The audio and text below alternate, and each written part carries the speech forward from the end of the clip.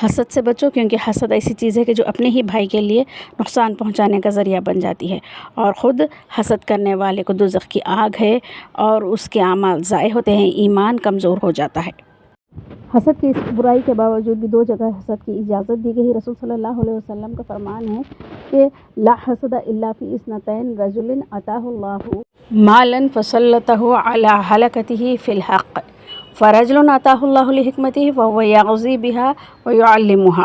ترجمہ: رسول صلی اللہ علیہ وسلم نے فرمایا کہ 2 قسم کے لوگ ہیں جس پر رشک یعنی حسد کرنا جائز ہے۔ ایک وہ آدمی جسے اللہ نے مال دیا اور پھر اس کو حق کے راستے پر وہ خرچ کرتا ہے اور توفیق فرمائی ہے، اور ایک وہ آدمی جس کو اللہ نے حکمت عطا فرمائی ہے اور اس کے مطابق وہ فیصلے کرتا ہے اور دوسروں کو سکھاتا بھی ہے۔